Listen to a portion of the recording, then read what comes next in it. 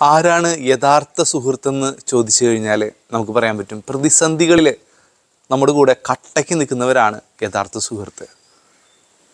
അങ്ങനെ നമ്മുടെ ഏത് വിഷമസന്ധികളിലും നമ്മൾ പറയാതെ തന്നെ കണ്ടറിഞ്ഞ് നമ്മുടെ കൂടെ കടന്നു വരുന്നവരല്ലേ യഥാർത്ഥ സുഹൃത്തുക്കൾ. അങ്ങനെയുള്ള ഒരു സുഹൃത്ത് നമുക്കുണ്ടോ? നമ്മുടെ വേദനകളിലും വിഷമങ്ങളിലൊക്കെ നമ്മോട് ചേർന്ന് നിൽക്കുന്ന നല്ലൊരു സുഹൃത്ത്.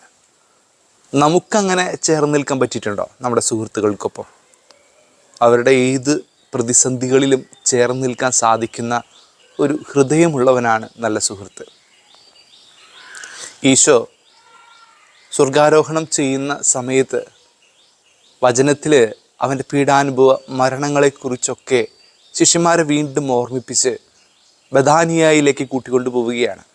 നമുക്കറിയാം, ഈശോ ശിഷ്യന്മാരെ തിരഞ്ഞെടുത്തത് അതിൻ്റെ പ്രഥമ ദൗത്യം എന്ന് പറയുന്നത് അവൻ്റെ കൂടെ ആയിരിക്കാനായിരുന്നു. പക്ഷേ പ്രതിസന്ധിയിൽ, ഈശോയുടെ വേദനയിൽ, പീഡാനുഭവത്തിൽ, മരണത്തിൽ അവൻ്റെ കൂടെ ആയിരിക്കാനായിട്ട് ഇവർക്ക് സാധിച്ചില്ല. അതവരുടെ പരാജയമായിരുന്നു. പക്ഷേ ഉത്ഥാനത്തിന് ശേഷം വീണ്ടും ഈശോ അവരെ ഒരുമിച്ച് കൂട്ടുന്നുണ്ട്, അവൻ്റെ മുറിപ്പാടുകളിലൂടെ സ്നേഹത്തിൻ്റെ ആഴം കാട്ടിക്കൊണ്ട്.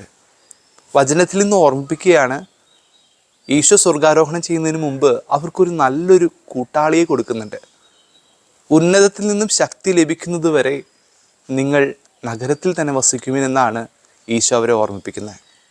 എന്നിട്ട് ബഥാനിയ വരെ കൂട്ടിക്കൊണ്ടു പോകുന്നു. സ്നേഹമുള്ളവരെ, നല്ലൊരു സുഹൃത്തായി തീരാനായിട്ട് നമുക്കൊന്ന് പരിശ്രമിക്കണം. പ്രതിസന്ധികളിലും വേദനകളിലും സങ്കടങ്ങളിലൊക്കെ ചേർന്ന് നിൽക്കുന്ന, കൈയൊഴിഞ്ഞു പോകാതെ കരം പിടിച്ചു നിൽക്കുന്ന നല്ല സുഹൃത്തുക്കളാകാൻ സാധിക്കണം.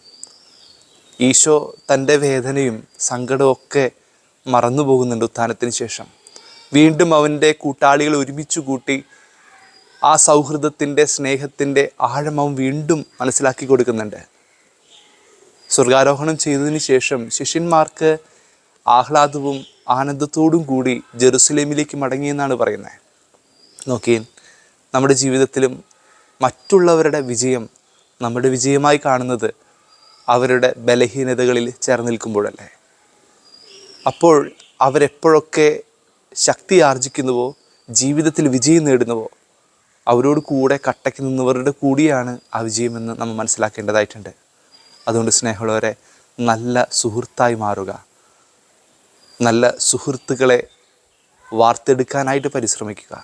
അങ്ങനെ നമ്മുടെ ജീവിതം മറ്റുള്ളവർക്കൊരു മാതൃകയായി തീരട്ടെ. ദൈവം സമൃദ്ധമായി അനുഗ്രഹിക്കട്ടെ.